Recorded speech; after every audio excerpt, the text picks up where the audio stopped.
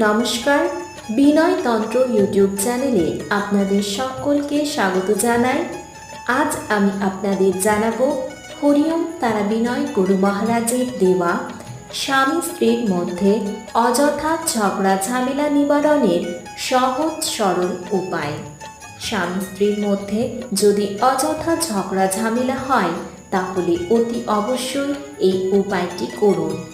এর জন্য যে কোনো শুক্লপক্ষের শুক্রবার সাদা গোলাপ গাছের মূল সাদা সুতো দিয়ে ধারণ করুন।